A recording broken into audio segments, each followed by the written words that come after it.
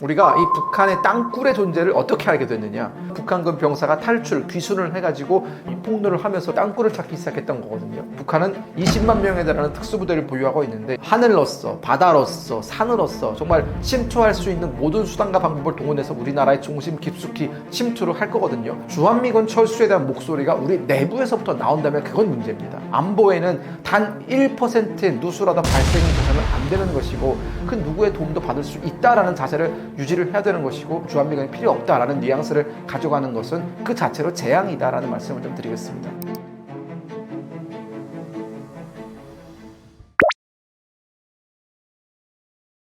북한이 단독 결심으로 해서 한국에 쳐들어올 가능성은 현재로서는 낮습니다. 그러나 여러 가지 우리가 대비해야 되는 변수들은 존재합니다. 그리고 기본적으로 북한이 쳐들어올 가능성이 낮다라고 해서 이 북한군이 한국에게 끼치는 위협이 줄어드는 건 아닙니다. 왜냐하면 질문을 주셨지만 지금 북한군이 이 러시아 우크라이나 전쟁에서 쌓고 있는 이 실전 경험이라는 것은 매우 큰 자산이 됩니다. 북한군 입장에서는요. 우리도 굉장히 많은 훈련들을 하고 실전에 준하는 훈련을 한다 하더라도 실전을 경험한 군대와 실전에 준하는 훈련을 한 군대는 질적으로 그리고 경험적으로 정말 많은 차이가 있습니다. 일각에서는 북한 그래봤자 한 17,000명 정도의 병력이 그 현대전을 경험한 건데 그게 뭐 그렇게 큰 대수냐라고 반문을 하시는 분들도 있지만, 이 17,000명이 본인들만 전쟁 경험을 가지고 거기서 땡 끝나는 것이 아니라 이들이 북한으로 돌아가서 본인들이 겪었던 경험이라든가 여러 가지 노하우라든가 태틱이라든가 전술이죠. 이런 것들을 다 전수를 한다면 북한군 전체의 경험을 전파시킬 수 있는 겁니다. 자, 여기에 플러스해서 또 위협이 되는 것이, 북한군이 결국은 파병을 하면서 얻은 대가가 무엇입니까? 지금 앞서 우리가 저번 영상에서도 말씀을 드렸지만 이 북한의 어떤 그 최현급 이지섬 같은 경우도 북한이 여러분 어디서 갑자기 그런 이지섬 구축 기술이 낮겠습니까? 러시아밖에 없거든요. 러시아가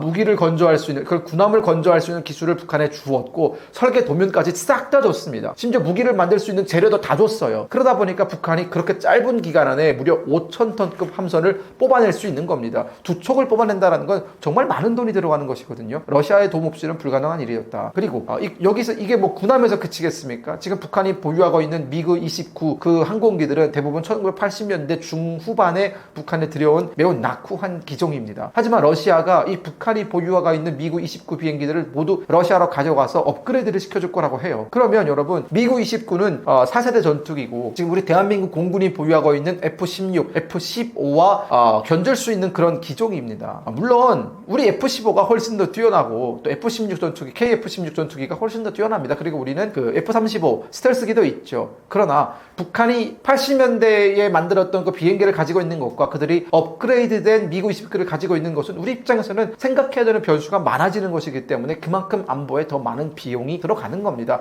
이 모든 것들이 다 우리한테는 위협이 되는 것이고요. 여기에 결정적으로 우리가 또 한번 대비를 해야 되는 것이 북한군 뒤에 있는 러시아군의 존재입니다. 북한과 러시아는 이제는 거의 상호 방위 조약에 준하는 그런 동맹 관계를 맺고 있기 때문에 이제는 우리가 상대해야 되는 적이 북한군뿐만 아니라 이 북한군을 물질적으로 혹은 나중에는 또 만약 유사시 전쟁이 벌어지게 된다면 러시아군이 한반도에 북한군을 도울 명목으로 들어올 수도 있다는 것을 암시하고 있기 때문에 우리는 정말 다양한 어떤 안보적인 위협에 노출이 되어 있고 대비를 해야 된다는 말씀을 좀 꼭 드리고 싶습니다. 여기에 더해서 남침 가능성 얘기 나왔었으니까, 그리고 북한이 남침 가능성은 저는 전면전을 계획할 수는 없다고 봅니다. 왜냐하면 이 북한이 만약 전면전을 계획했다면 북한 자체가 소멸되는 그런 위험을 감수를 해야 되기 때문에 저는 그것은 어디까지나 일어날 수 없는 미래 중에 하나다라고 보는데, 국지전의 가능성은 굉장히 높게 남아 있습니다. 그 국지전의 가능성을 높여주는 이유 중에 하나는, 높여주는 요인 중에 하나는 바로 중국과 대만 사이 관계입니다. 만약 중국이 양안 전쟁을 일으킨다면, 대만에 쳐들어간다면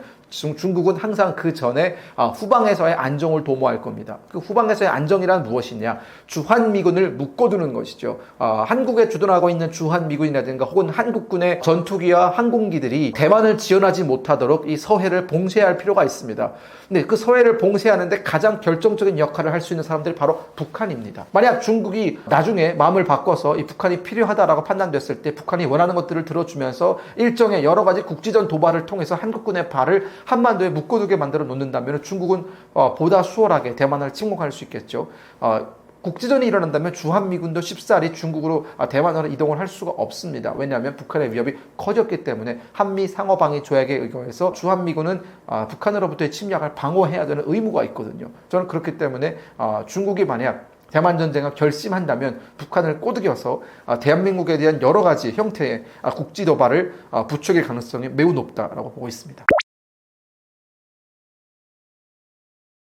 북한이 몇 개의 땅굴을 우리나라에 파놓았는지는 구체적으로 우리가 알기는 어렵습니다. 물론 군 고위 관계자들은 이 정보를 파악하고 있겠지만 민간인 차원에서는 연구자 차원에서는 이걸 우리가 구체적으로 파악하기 어렵습니다. 근데 중요한 거는요, 우리가 이 북한의 땅굴의 존재를 어떻게 알게 됐느냐, 우리가 스스로 찾아낸 게 아니에요. 땅굴을 공사하던 데 참여하던 북한군 병사가 탈출, 귀순을 해가지고 내가 예전에 북한에서 땅굴 만들다 왔다라고 폭로를 하면서 그게 발칵 뒤집혀서 우리가 땅굴을 찾기 시작했던 거거든요. 그렇게 찾아낸 땅굴이 4개입니다. 제 4호 땅굴까지 찾아냈는데 그 이후에는 우리가 1990년대 들어서면서 땅굴을 찾는 작업을 중단했습니다. 왜냐하면 80년대까지는 땅굴을 찾아내기 위한 정말 많은 시추를 하고 작업을 했는데, 그렇게 해서 발견을 몇 개 했는데 그 이후에는 아무리 많은 노력을 통해서 땅굴을 찾으려고 했지만 더 이상 발견된 게 없기 때문에 지금은 땅굴을 찾고 노력을 하고 있지 않다라고 말씀을 드리겠습니다. 그러나 이 땅굴이라는 존재는 굉장히 위험한 겁니다. 여러분, 지금 하마스와 이스라엘이 전쟁 벌리고 있는 거 아시죠? 이스라엘이 하마스 가자 지구를 거의 초토화를 한 4번 정도를 시켰습니다. 그럼에도 하마스의 세력은 남아 있습니다. 이유가 뭘까요? 하마스는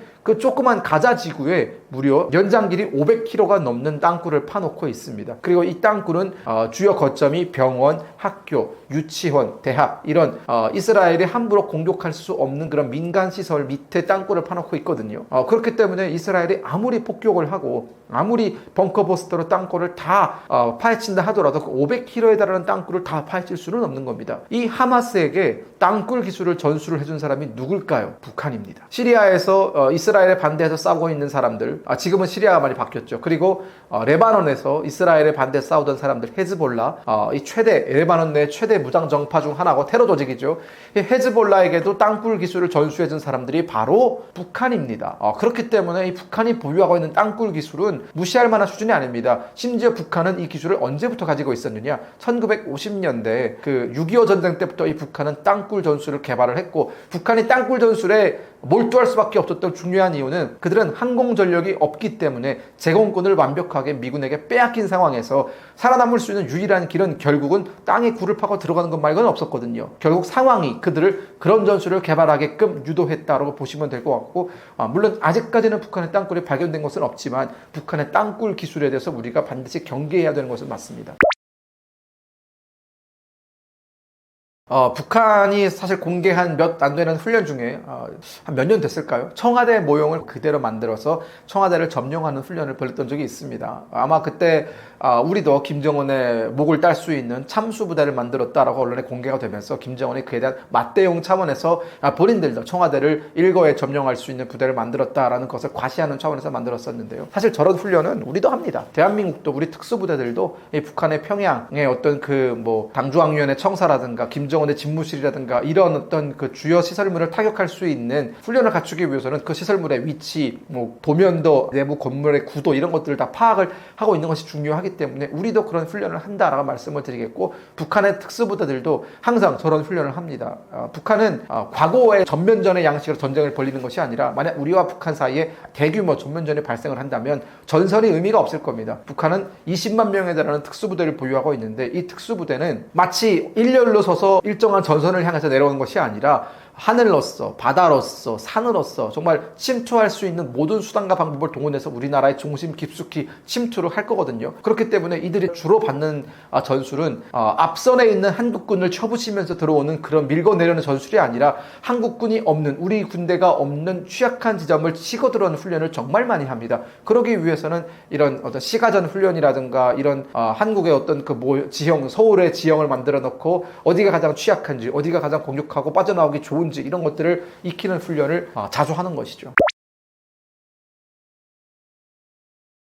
전쟁이 만약 발발을 한다면 가장 결정적인 징후는 한국에 있는 주한미군의 가족들의 소개령일 겁니다. 즉 우리 일반 주민들 입장에서, 일반 국민들 입장에서 전쟁이 난다라는 것을 바로 알 수 있는 것은 미국이 어떻게 움직이느냐거든요. 한국에 거주하고 있는 미국인들이 대거 철수를 하느냐 안 하느냐. 물론 주한미군은 철수를 못하죠. 하지만 주한미군의 가족들까지 남아있을 필요는 없지 않습니까? 그들은 모두 민간인이기 때문에 그런 민간인에 대한 소개령이 내려진다면 그것은 미국이 전쟁이 일어날 것이라는 확실한 정보를 가지고 있는 것이기 때문에 우리는 정말 전쟁이 일어나는구나 라고 생각을 하면 될 것 같고요. 우크라이나 전쟁이 일어날 때도 똑같았습니다. 우크라이나에 있는 미국인들에 대한 소개가 먼저 진행이 됐고 불과 일주일 뒤에 우크라이나 전쟁이 발발을 했거든요. 그런 어떤 시그널이다라고 보시면 될 것 같습니다. 전쟁이 만약 발발을 한다면 제가 앞서 말씀드렸지만 우리나라에는 전방과 후방이 따로 존재하지 않습니다. 그렇기 때문에 그 전방 지역에 있는 경기도라든가 강원도에 있는 주민들이 피난을 떠나서 전남이나 전북이나 혹은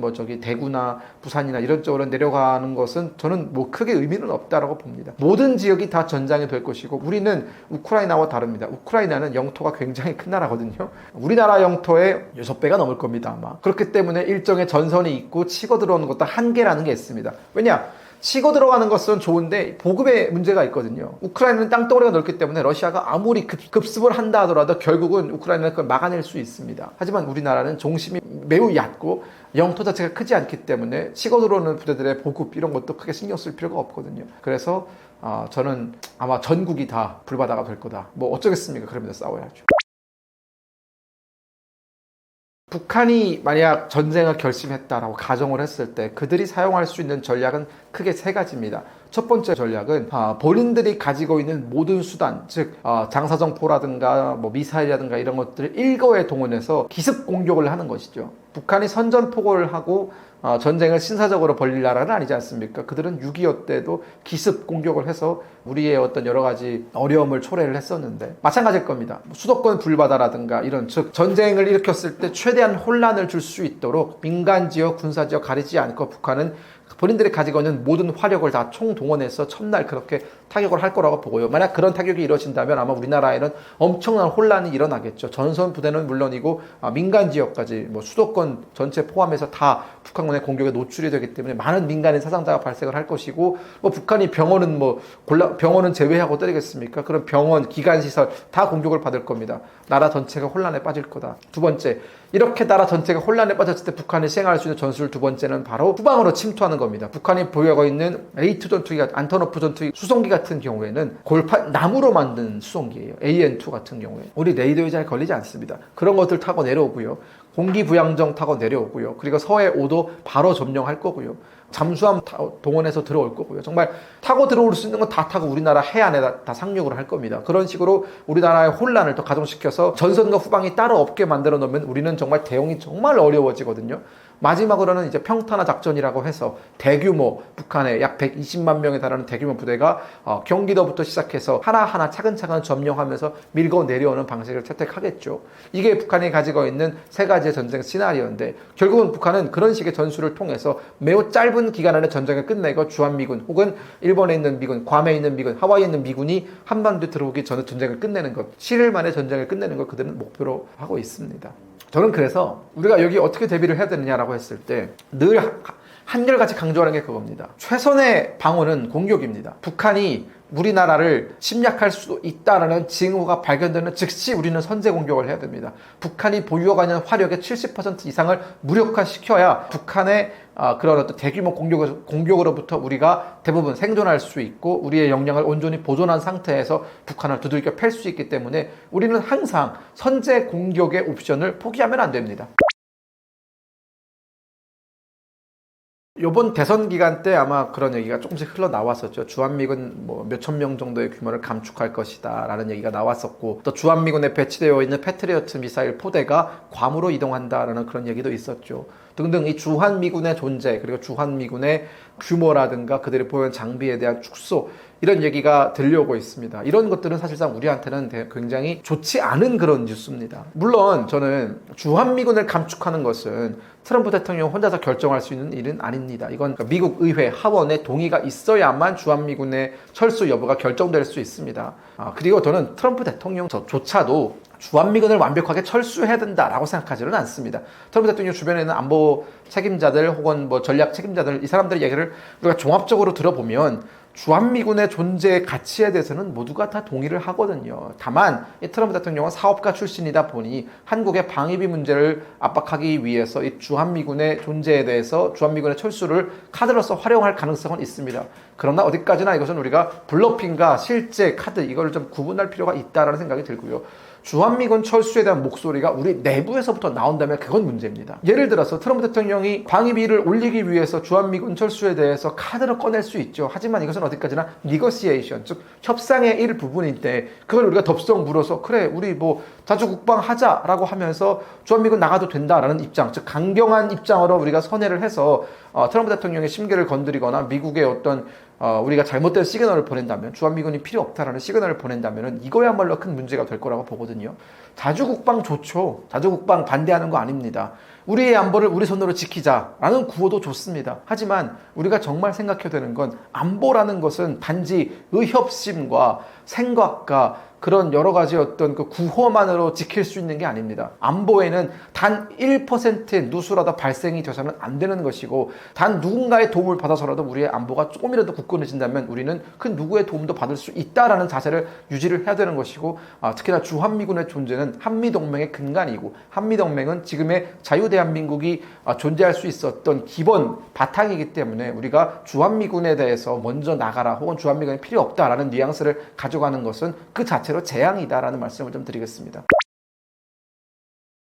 마지막으로 하고 싶은 말은 제 책이 나왔습니다. 네, 자유는 공짜가 아니다라는 제 자서전 느낌의 에세이를 제가 출간을 했는데요. 제가 이 책을 쓰게 된 계기는 한 2년 전쯤에 20대 대학생들과 제가 얘기를 나눌 수 있는 기회가 있었는데 자유가 그날 주제였습니다. 하지만 그 친구들은 자유에 대해서 뭐 그렇게 낡은 얘기를 하냐, 지나치게 뭐 보수 우파의 얘기 아니냐 이런 관점에서 접근을 하는 것을 보고 상당히 놀랐었습니다. 자유라는 것은 보수 진보 할 것 없이 나이가 많고 적음에 관계없이 우리 모두에게 다 소중한 것이고 반드시 지켜내야 되는 것인데 태어날 때부터 마치 그 자유가 공기처럼 당연했던 사람들에게는 어쩌면 그 자유라는 가치, 자유라는 무게에 대해서 소홀히 생각할 수도 있겠구나라는 생각이 들어서 자유를 얻기 위해서 정말 모든 것을 다 잃었던 저의 얘기를 통해서 조금이나마 우리 사회에 자유가 무엇이고 자유를 얻기 위해서 얼마나 많은 희생이 필요했고 또한 자유를 한번 잃어버리면 우리가 얼마나 많은 대가를 치러야 되는지 좀 깨달았으면 좋겠다라는 그런 의미에서 책을 출간했습니다. 여러분들 많이 읽어주시면 감사하겠습니다.